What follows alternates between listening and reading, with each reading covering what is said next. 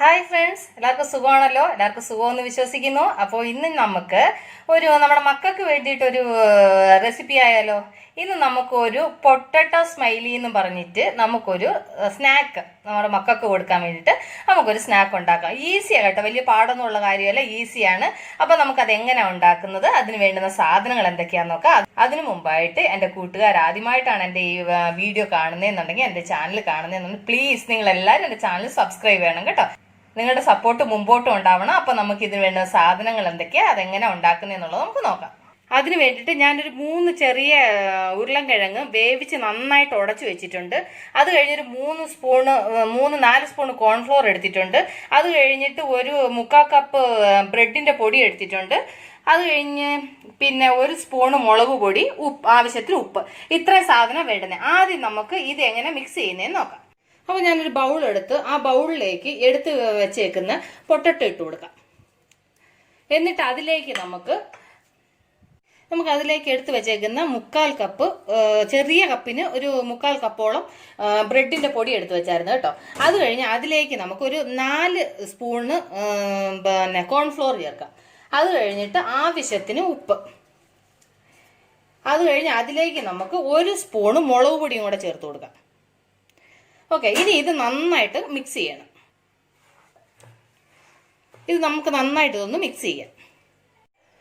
അപ്പോൾ ഇതുപോലെ കുഴച്ചെടുക്കണം. എന്നിട്ട് ഇതുണ്ടല്ലോ നമുക്കൊരു 1/2 മണിക്കൂർ ഫ്രിഡ്ജിനകത്ത് വെച്ച് ഒന്ന് തണുപ്പിക്കണം. ഞാൻ ആദ്യം ഇതൊന്ന് ഫ്രിഡ്ജിനകത്ത് വെച്ച് തണുപ്പിക്കട്ടെ കേട്ടോ. അപ്പോൾ നമ്മൾ അന്നേരം അതെല്ലാം മിക്സ് ചെയ്ത് വെച്ച് ഫ്രിഡ്ജിനകത്തൊന്ന് സെറ്റാവാൻ വെച്ചായിരുന്നു.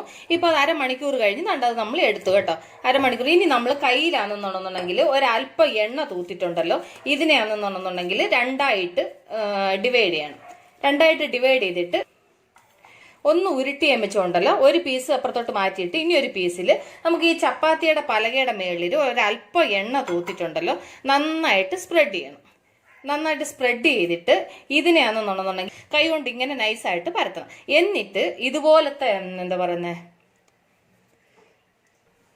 എന്നിട്ട് ഇതുപോലത്തെ ഒരു ചെറിയൊരു പാത്രത്തിന്റെ റൗണ്ടായിട്ടുള്ള ഇങ്ങനെ കട്ട് ചെയ്യാൻ പറ്റുന്ന രീതിയിൽ റൗണ്ടായിട്ടുള്ള ഒരു അടപ്പെടുത്തിട്ട് ഇതിനെ ഇങ്ങനെ പ്രസ് ചെയ്തിട്ട് അത് അവിടെ നിന്ന് മാറ്റി, അത് കഴിഞ്ഞിട്ട് ഇനി അടുത്തത് പ്രസ് ചെയ്യുക.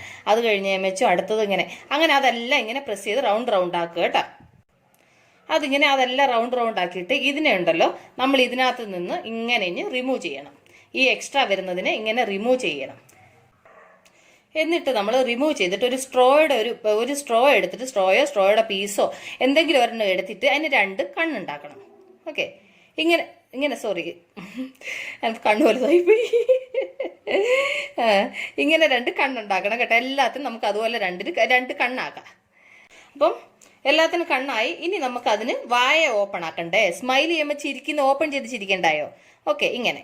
ഓക്കെ, വലിയ പെർഫെക്റ്റ് ഒന്നും ആയില്ലെന്നുണ്ടെന്നുണ്ടെങ്കിൽ ഓക്കെ, കുറച്ചൊക്കെ അങ്ങനെ. എന്നിട്ട് ഇതെല്ലാം ഇങ്ങനെ മൗത്ത് ഓപ്പൺ ചെയ്യുക. അത് കഴിഞ്ഞ് സ്പൂൺ കൊണ്ട്.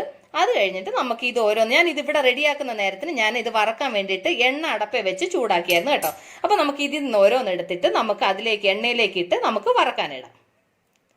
അപ്പോൾ എണ്ണ നന്നായിട്ട് ചൂടായി നമുക്ക് അതിലേക്ക് ഓരോന്നിങ്ങനെ ഇട്ട് കൊടുക്കാം. അപ്പോൾ നമുക്ക് ഇതെല്ലാം ഞാൻ അതിനകത്തോട്ട് ഇടട്ടാ. അപ്പോൾ ഞാൻ അതിനകത്തൊരു 4 എണ്ണം ഇട്ടു. നമുക്കതൊന്ന് ഒരു സൈഡ് മൂക്കുമ്പോൾ നമുക്കതൊന്ന് തിരിച്ചിട്ട് കൊടുക്കാം കേട്ടോ. ഓരോ സൈഡ് തിരിച്ചിട്ട് നന്നായിട്ട് മൂപ്പിച്ചെടുക്കണം കേട്ടോ. അപ്പോൾ അതാവുന്നുണ്ട്. ഇത് ഒരെണ്ണം കൂടെ നമുക്കൊന്ന് തിരിച്ചിടാം. അതൊന്ന് മൂക്കട്ടെ.